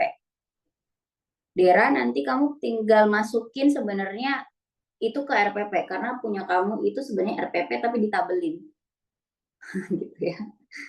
Jadi coba back tuh punyanya. Gimana sih tadi? Saya banyak banget yang saya buka deh, jadi agak bingung juga ya ini. Nah, untuk kegiatan pembelajaran, Dera, kamu pilih aja satu. Ini tuh sebenarnya mencakup metode pembelajaran apa? Ini. Apakah PBL kah? Atau proyek kah? Atau apa? Gitu. Jadi kayak satu payung gitu. Kayak payungnya tuh apa yang paling besar inti dari kegiatan pembelajaran ini gitu ya. Jadi kayak langkah-langkahnya kan ini sebenarnya membaca buku, membuat peta, mengamati, memeragakan, berdiskusi dan mengamati ini tuh sebenarnya kan kayak langkah-langkah nanti ketika di kelas yang kamu mau lakukan. Nah, tapi kalau di silabus kegiatan pembelajaran yang diminta ini adalah kayak kamu menyebutkan aja dari langkah-langkah tersebut sebenarnya ini tuh disebutnya apa sih kalau dalam pendidikan, metode apa gitu. Ya. Paham nggak? Jadi kamu coba cari model apa sih yang di langkah-langkah ini tuh ada model itu di dalamnya, sintaksnya itu. Misalnya di problem based learning ada nggak kelima-limanya ini? Gitu. Kalau itu ada, maka kalau kamu misalnya bisa tulis aja di sini kegiatan pembelajarannya adalah problem based learning, gitu. Model PBL. Tapi kalau misalnya nggak cocok, cari yang lain, gitu. Ya. Jadi yang bagian kegiatan pembelajaran bisa diperbaiki, ya. Kemudian kalau indikator dia connect ke materi pokok, ya. Jadi kalau materi pokoknya ada 6, maka indikatornya juga ada 6. Terus tes penilaiannya, tes tertulis, portofolio, alokasi waktu 8x45, buku, paket, gambar, video, e-book, oke. Jadi alokasi waktu di sini 8x45 ya. 8x45 itu berarti 8 jam untuk 6 materi ini ya, Dera. Nah, ya kalau 6 materi nanti saya tidak minta kamu membagi misalnya materi 1 dan 2 itu nanti dia di 2 kali pertemuan awal atau bagaimana. Cuma nanti di RPP-nya nanti akan kelihatan jelas di situ gitu ya. Tapi kalau sudah benar sebenarnya tinggal kegiatan pembelajarannya aja yang nanti kamu perbaiki. Gitu ya. Oke, mungkin itu ya untuk review singkatnya punyanya Dera. Baik, Ibu. Terima kasih. Oke, thank you. Ya, nah adik-adik yang lain boleh nanti bisa seperti Dera juga ya, kayak gitu. Nah, kita lanjut ke RPP karena belum ada yang bertanya terkait silabus, jadi kita lanjut ke RPP. Nah, saya sampai jam berapa ya ini? Sampai jam 3 ya? 30 menit lagi ya? Oke. Oke. Ini saya cuma kasih lihat aja, sebenarnya pengen saya bandingkan juga tadi antara kurikulum Merdeka dengan kurikulum 2013 RPP-nya ya. Cuman karena 30 menit lagi, jadi mungkin saya kasih lihat aja sekilas-sekilas. Ini saya pakai contoh RPP-nya punya skripsinya Fikri. Jadi Fikri ini sudah lulus di angkatan 2019, dia pakai model PBL di penelitiannya dan di lampirannya ada RPP di situ. Jadi nanti kita pakai punyanya dia di sini ya. Nah, coba kita lihat contoh ini berdua ya. Mereka berdua ini contoh masing-masing kurikulum gitu ya. Yang sebelah kiri tetap kurikulum Merdeka, sebelah kanan itu kurikulum 2013 ya. Nah, bedanya dari pertama istilahnya ya. Kalau di kurikulum Merdeka itu namanya modul ajar. Kalau di kurikulum 2013 itu RPP. Tapi sebenarnya isinya sama. Mereka itu merincikan KD itu tadi kompetensi dasar itu nanti bagaimana di kelasnya. Ya. Nah, ada identitas sekolah sama seperti ini juga gitu ya. Terus ada capaian pembelajaran, di mana capaian pembelajaran itu diambil dari silabus tadi, yang tadi itu, gitu ya. Di apa namanya? Kalau di kurikulum Merdeka itu alur, ada yang ingat nggak alur apa tadi itu? Alur tujuan pembelajaran ya, atau apa? Ya, itu. Jadi itu namanya alur apa tadi, ATP tadi gitu ya. Jadi si capaian pembelajaran ini diambil di ATP tadi atau di silabus versi kurikulum Merdeka. Terus alokasi waktunya 5x40, sama juga di RPP sini sebelah kanan juga ada alokasi waktu. Kita lanjut ke kompetensi awal. Nah, di RPP ini di 2013 dia nggak ada kompetensi awal, adanya kompetensi inti dan kompetensi dasar gitu yang ada di silabus tadi sebenarnya dimasukin lagi di RPP gitu ya. Nah, tapi sebenarnya memang bagusnya seperti ini, kayak di kurikulum Merdeka ada kompetensi awal, artinya si guru itu ketika dia ngajar harusnya tahu dulu prasyarat untuk ngajarin materi itu tuh mereka harus bisa apa sih gitu ya. Disebutkanlah di kompetensi awal sini gitu ya, membedakan makhluk hidup dengan benda mati berdasarkan karakteristiknya. Misalnya ya, itu kompetensi awalnya. Jadi babnya itu tentang misalnya klasifikasi makhluk hidup. Tetapi kompetensi awalnya di sini ditentukan memang gitu bahwa mereka itu harus tahu antara benda hidup dan benda mati gitu ya. Itu di kurikulum Merdeka. Nah, sementara kalau di kurikulum 2013 itu tidak ada prasyarat itu yang kelihatan ya. Jadi hanya ada KI dan KD. Ketika kalian sudah bikin silabus, maka tinggal masukin lagi aja KI KD-nya di sini, gini ya, yang sebelah kanan. Jadi KI-nya masukin empat-empatnya gitu ya, KI1, KI2, KI3, KI4. Tinggal dicari aja di Google karena itu bukan yang kalian bikin gitu ya, sesuaikan dengan level atau jenjang pendidikannya. SMP dan SMA itu berbeda KI1 sampai KI4-nya ya. Nah, selanjutnya nanti yang kalian bikin RPP yang sebelah kanan itu tinggal masukin lagi KD-nya. KD-nya kan 1 saja, maka nanti misalnya tadi deret 3 titik berapa, di situ 1 aja KD-nya, kemudian indikatornya tinggal dimasukin ke seperti ini, ya, dipoin-poinin, gitu ya. Nah, selanjutnya baru ke tujuan pembelajaran. Kalau yang di sebelah kiri itu kurikulum Merdeka, itu ada tetap profil pelajar Pancasilanya ya. Dia. Jadi dirincikan sekali ini sikap yang diminta nanti walaupun mereka tetap belajar IPA, ya tetap harus ada berjiwa Pancasila juga mereka gitu. Jadi dijelaskan nih bagaimana cara mereka mendapatkan profil pelajar Pancasila itu gitu ya. Kalau yang di ATP tadi misalnya ada tadi tertulis mandiri. Nah, makanya mandiri itu nanti bagaimana tuh caranya gitu ya untuk mencapai bahwa siswa itu bisa mandiri. Itu di kurikulum Merdeka ya. Terus, nah, tapi kalau yang di kurikulum 2013 itu tidak ada sama sekali yang namanya profil itu gitu ya. Profil pelajar Pancasilanya hanya sampai di sini saja di KI 1, KI 2 nih. Coba kalian lihat ya. KI 1 itu tentang agama, kepercayaan, KI 2 tentang sikap gitu ya. Jadi hanya di sini saja dia muncul. Gitu ya. Nah, terus di sini setelah profil pelajar Pancasila, kita lihat di sini ada sarana dan prasarana ya.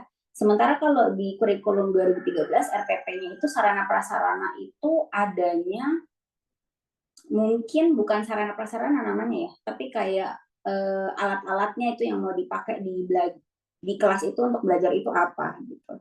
Istilahnya mungkin beda tapi isinya sebenarnya sama gitu ya. Kalau guru itu pakai komputer LCD dan sebagainya, itu bagian sarana dan prasarana. Tapi kalau di bagian RPP 2013 itu namanya media atau alat dan sumber pembelajaran. Gitu ya. Jadi kalian yang bikin RPP nanti bakal saya kasih contoh ini ya. Saya kirim di grup. Jadi biar kalian ikutin saja gitu ya. Gitu.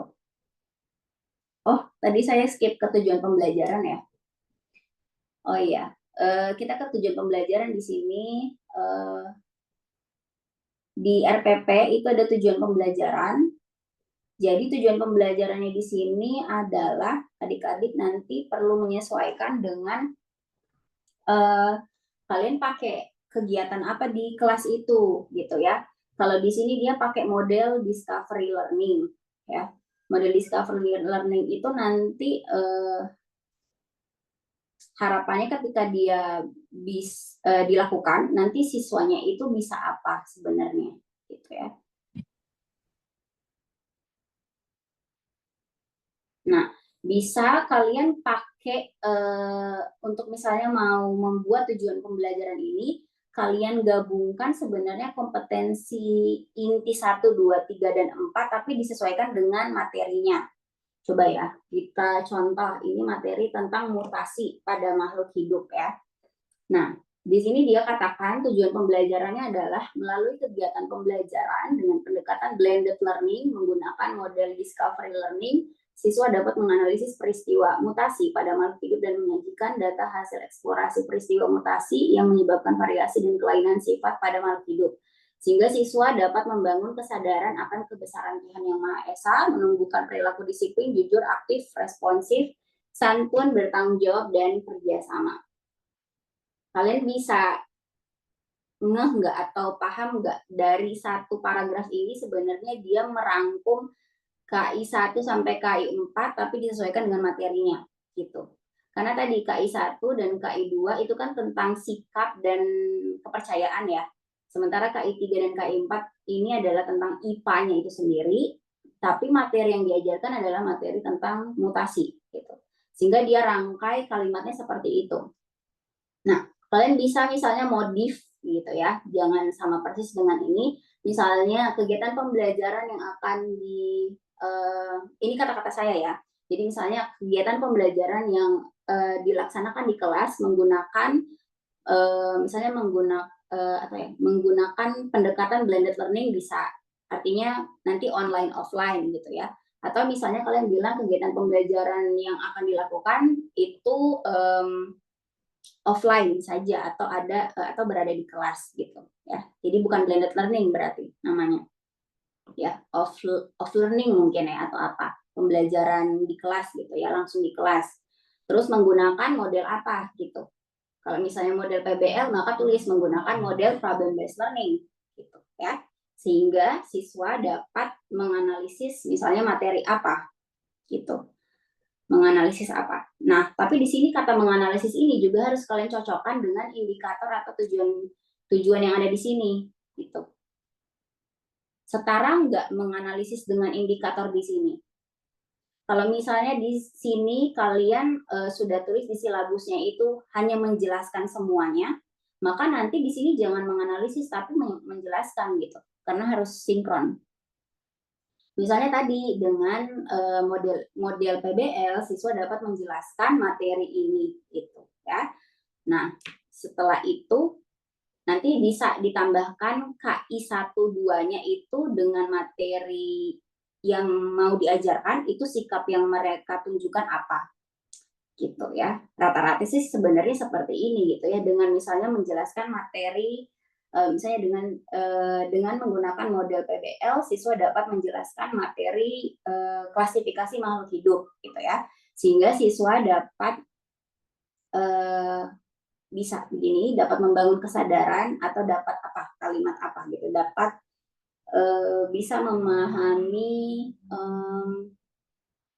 keberadaan Tuhan gitu atau apa.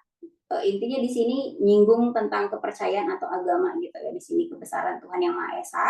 Terus nanti bisa juga menumbuhkan atau melatih gitu ya sikap apa yang di KI 2 itu di sini.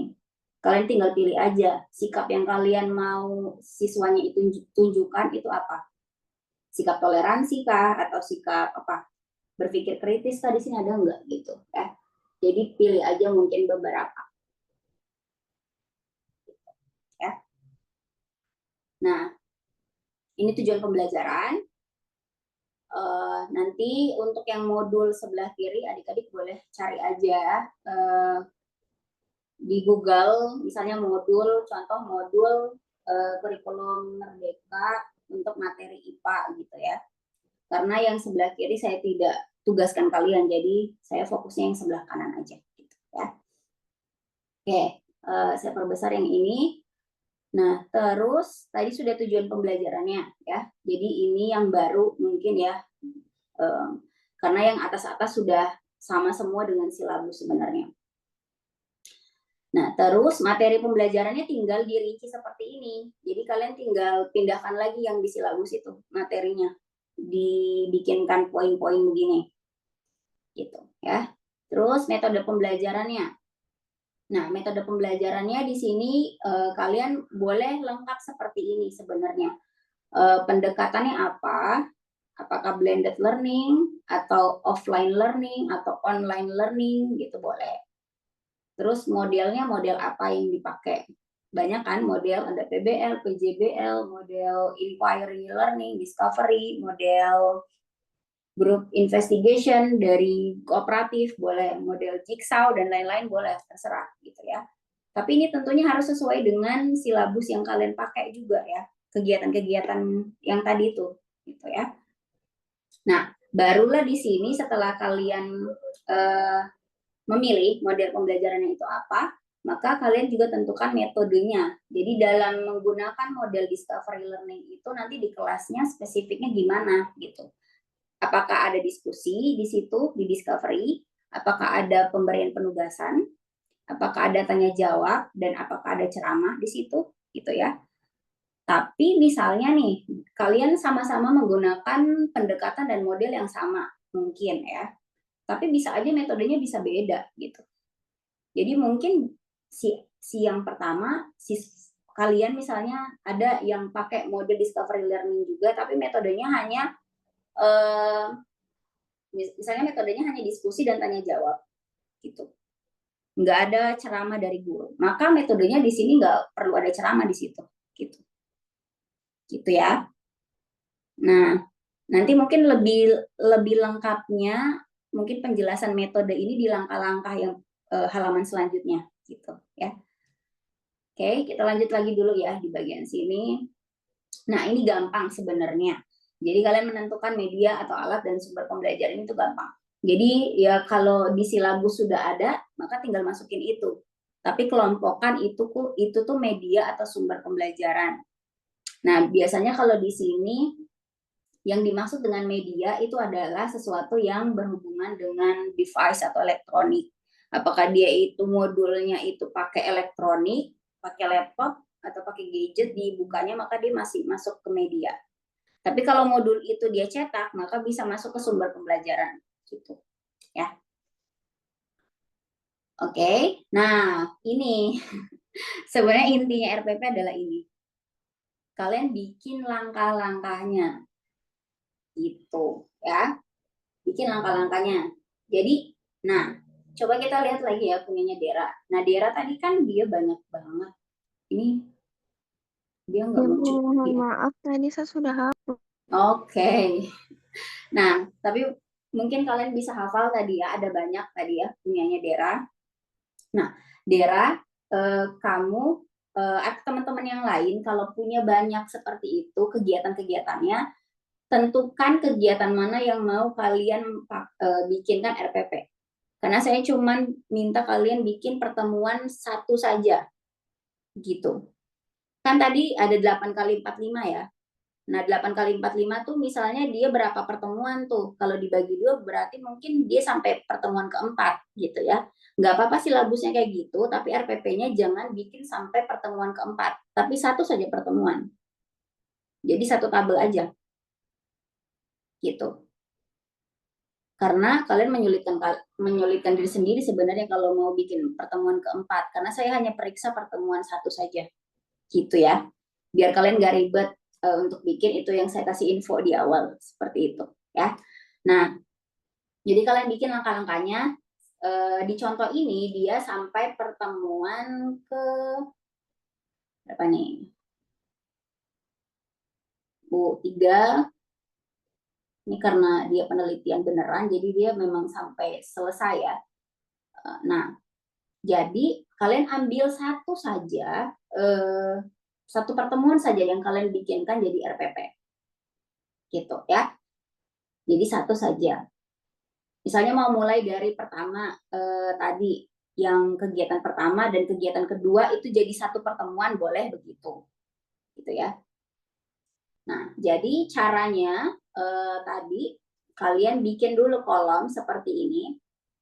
Nomor kegiatan, deskripsi kegiatan, alokasi waktu, dan nilai-nilai karakter tadi. Nah, nilai-nilai karakter tadi dapat dari mana? Dari KI 2 dan KI 1. Gitu. Ya. Nah, setelah itu, setelah kalian bikin ini, baru nanti kalian bagi barisnya. Jadi ya, ini kan kepala tabel nih. Nah, isinya itu kalian bikin 3 baris. Pertama pendahuluan, kedua inti, dan ketiga adalah penutup. 3 itu saja untuk satu tabel. Gitu ya. Nah, terserah kalian mau mulai dari mana nih mengisinya. Pendahuluan, inti, dan penutupnya tuh mulai dari gurunya, siswanya, alokasi waktu, atau nilai-nilai karakter. Mungkin ada guru yang membagi alokasi waktu dulu. Misalnya pendahuluan berapa menit ya kira-kira, inti berapa menit ya, kemudian apalagi penutup berapa menit ya. Atau ada yang mau mulai dari deskripsi kegiatannya dulu, baru nanti menentukan waktunya. Boleh, mana-mana aja. Tapi nanti kalian coba logikakan waktu yang make sense di alokasi waktu itu. Maksudnya, kalian kan tadi sudah tahu, misalnya pertemuan ke-1 itu 2 kali 45. Maka kan totalnya 1 kali pertemuan itu adalah 90 menit. Gitu kan? Nah, 90 menit itu harus dibagi 3 kegiatan ini. Gitu. Walaupun di silabus kalian 8 kali 45. Karena saya hanya minta kalian membuat satu pertemuan dari total pertemuannya. Gitu. Ya. Jadi nanti di alokasi waktunya nanti mohon bisa dibatasi gitu ya, 2 kali 45. Itu untuk SMA, kalau untuk SMP 2 kali 40, 80 menit. Satu tabel ini kalian bagi per kegiatan. Gitu. Ya.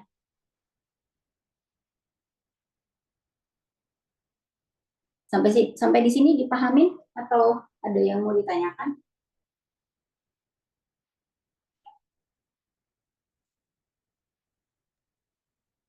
Gimana?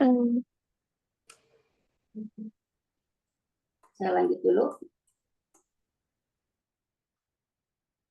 Oke, saya lanjut dulu aja ya.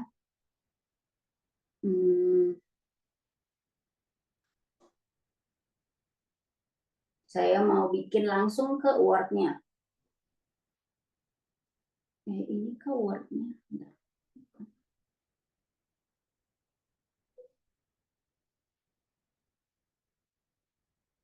ini kan tadi ya silabus contohnya, maka kalian bisa nanti tugasnya mungkin mau satu file aja boleh. Misalnya kita bikin halaman kedua, itu terkait RPP ya. Jadi tadi ada, kenapa di situ? Kok hilang? Oh, ini. Ini jadi nomor. Ini kegiatan apa tadi itu? Tahapan kegiatan mungkin ya. Saya nggak hafal judul kepala ininya, kepala tabel nih. Tahapan kegiatan, terus ini di sini deskripsi kegiatan. Nah, nanti tinggal dipecah aja ya. Ini kita hapus dulu ini semua. Ini nanti di merge. Terus ini apa tadi? Ada ingat nggak? Penilaian guru siswa, alokasi ya kalau nggak salah. Alokasi waktu sama satunya lagi apa tuh? Tentang sikap ya. Sikapnya. Nah, ini dihapus. Oke. Jadi nanti kalian bikin aja kayak gini. 1, 2, dan 3. Misalnya ini misalnya untuk 2 kali 45 menit pertemuan 1. Maka nanti di alokasi waktu itu kalian juga harus 90 menit tuh ke ininya, apa pembagiannya nanti kalau ditotalin. Gitu ya. Ini awal atau pembuka, isi, dan penutup ya, atau akhir boleh. Kayak gitu. Nah, terus nanti di sini, saya lupa. Nggak ini lagi ya. Bagian ininya. Sudah saya itu. Nah. Jadi di sini harus ada guru siswanya untuk kita isikan. Jadi di sini guru, di sini siswa. Ini nanti tinggal di merge aja ya, biar jadi satu gini. Nah, nanti di sini kalian harus tentukan kalian mau pakai apa di pertemuan 1. Misalnya tadi kan pakai PBL. Kenapa di situ? Kalian kan pakai PBL misalnya. Dia harus besar dulu ya. Misalnya modelnya kan PBL tuh. Tadi yang di pendekatan, model, dan sebagainya. Maka coba cari sintaks model PBL itu apa. Model problem based learning itu apa.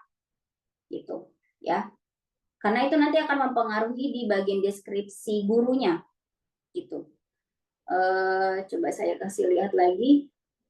Nah, apa bedanya deskripsi kegiatan guru dan siswa? Di sini sebenarnya kalian untuk mudahnya bikin aja dulu yang deskripsi guru.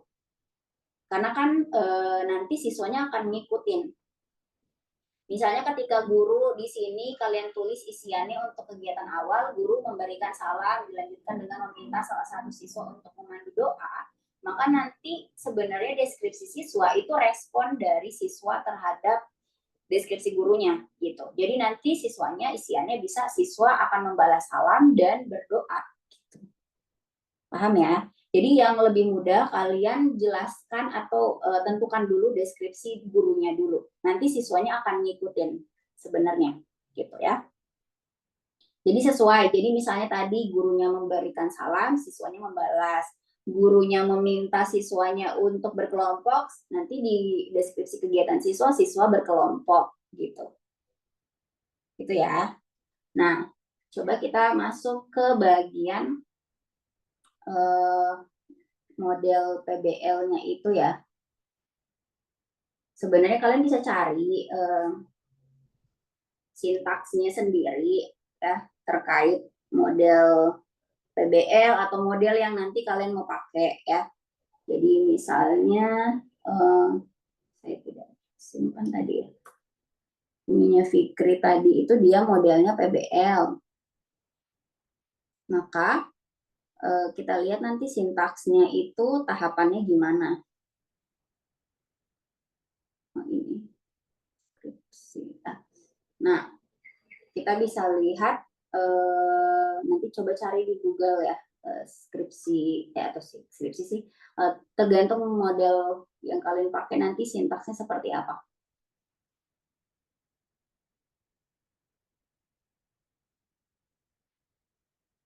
Nah, karena saya tidak hafal sintaks model PBL, maka bisa dilihat di skripsi ini terkait ada nggak ya di sini dia model PBL sintaksnya. Karena itu yang harus kalian sesuaikan di RPP-nya nanti. Sintaks.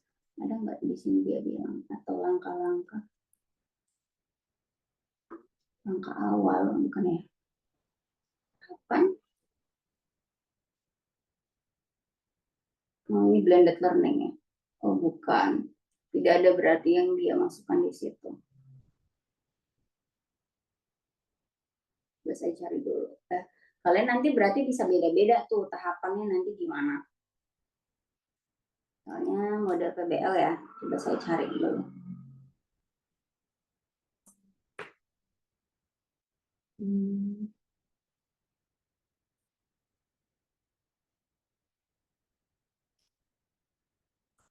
Mungkin ada yang mau ditanyakan sambil saya mencari.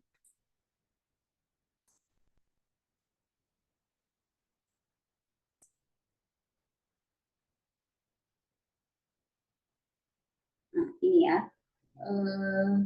Balik lagi ke share screen. Saya bolak-balik ini ya share screen-nya. Oke, coba di sini ya. Saya pakai ChatGPT. Jadi nanti kalau misalnya kalian pakai model PBL, maka sintaksnya harus ada ini, orientasi pada masalah, organisasi pembelajaran, penyelidikan mandiri atau berkelompok, pengembangan dan presentasi solusi, refleksi dan evaluasi gitu. Nah itu sintaks itu nanti dibagi dia itu munculnya di langkah yang mana. Misalnya orientasi pada masalah. Orientasi pada masalah itu kan berarti bisa aja dia masuk ke langkah awal, tahap kegiatan awal. Gitu. Jadi nanti di sini bisa jadi sebenarnya kalian mungkin nambahin karena dia pakai model PBL, maka dia akan ngikutin sintaks PBL. Jadi orientasi pada masalah. Gitu ya. Nah, kegiatan gurunya nanti di sini misalnya satu tadi masih tetap misalnya guru salam dan lain-lain sebagainya, mengecek kehadiran gitu ya. Nah tapi nanti di kegiatan sini ini harus cocok dengan orientasi pada masalah itu apa. Misalnya guru memberikan pertanyaan ke siswa terkait materi apa. Misalnya materi tadi tentang ciri-ciri makhluk hidup, maka mungkin pertanyaan tentang ciri-ciri makhluk hidup. Misalnya terkait pertanyaannya boleh di sini kalian tuliskan pertanyaan itu. Apakah apa yang membedakan antara kamu dan batu? Mungkin ya, karena untuk misalnya mereka harus tahu ciri-ciri makhluk hidup itu dengan menganalisis antara dua objek tadi gitu. Bisa seperti ini gitu ya. Nanti siswanya bakal ngikutin apa yang diminta guru di isian sini. Jadi nanti siswa menjawab salam, siswa mengangkat tangan mungkin ketika dicek hadirannya, terus habis itu siswa akan menjawab pertanyaan guru gitu ya. Nah, setelah itu, karena dia pakai model PBL, maka nanti bagian isinya juga harus ngikutin sintaks yang lain. Jadi harus selesai satu pertemuan ini untuk model PBL ini. Jadi misalnya organisasi pembelajaran, itu terserah sebenarnya mau dia dimasukkan ke awal, boleh, tapi juga boleh diisi, juga boleh gitu. Tidak ada yang kaku, apakah dia harus di awal harus di awal tapi diisi tidak, sebenarnya itu fleksibel aja bagi kalian guru gitu ya. Nah kalau misalnya mau organisasi pembelajaran itu ada diisi, maka di sini tinggal dilanjutkan organisasi pembelajaran.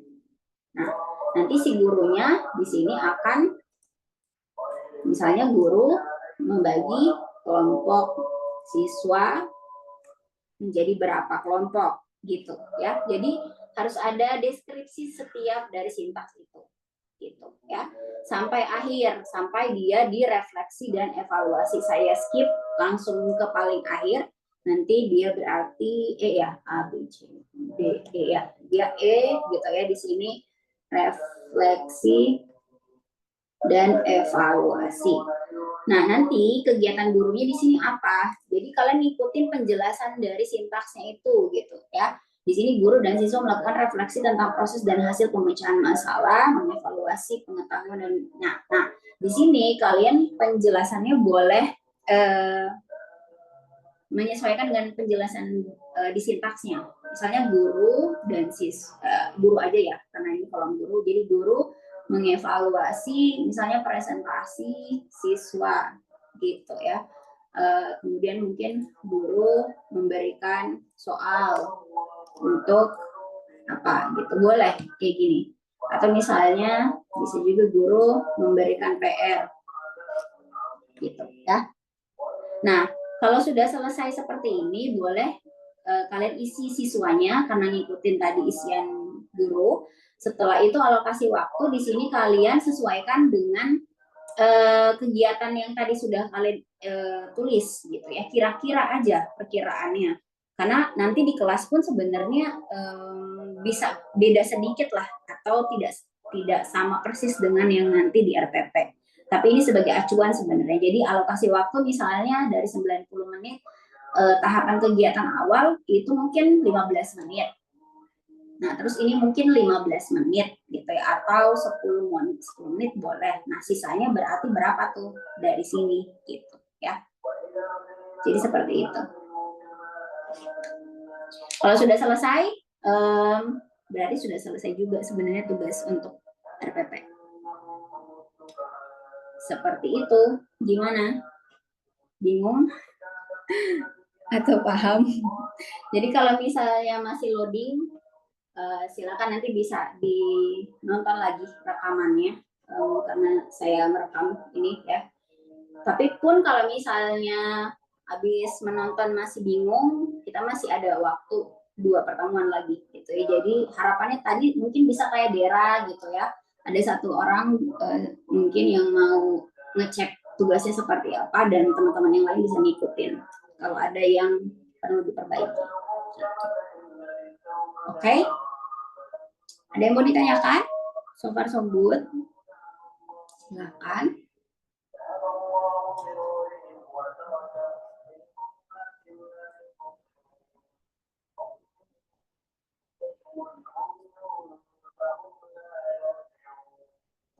Berarti sudah dipahami ya kalau udah diem-diem gini.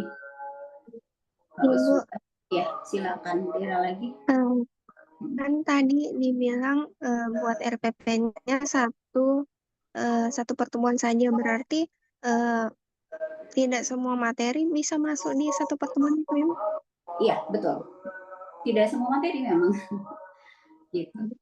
Jadi misalnya tadi ya, ada lagi pertanyaannya? Masih lanjut ya? Tidak, Ibu. Oh ya, oke. Jadi itu tadi adik-adik. Kalau misalnya di silabus tadi ya 8x45 gitu kan, 8x45 jadi 8 JP. Nah, 8 JP kita asumsikan 2 JP 1 pertemuan gitu ya. Nah, jadi yang kalian bikin di RPP itu hanya untuk materi 2 pertemuan itu gitu. Tidak semua.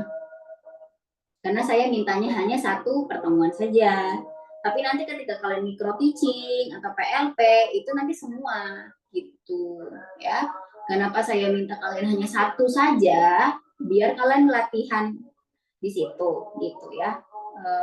Saya lebih mementingkan kualitas daripada kuantitas gitu ya. Jadi artinya kalau kualitas pertemuan 1 saja sudah bagus isinya, maka nanti yang lain bisa ngikutin. Gitu. Oke, ada lagi yang mau ditanyakan? Sudah? Tidak ada? Atau ada? Boleh, nggak apa-apa.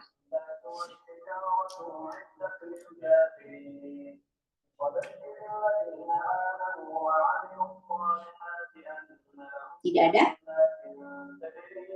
Kalau tidak ada berarti mungkin dicukupkan untuk pertemuan kali ini di sini dulu ya.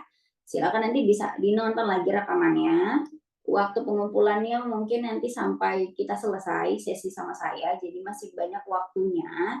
Tapi karena setiap pertemuan ada tugas, maka adik-adik mohon bisa dicicil gitu ya, jangan sampai dibikin satu kali sekaligus karena pasti akan overwhelming gitu ya.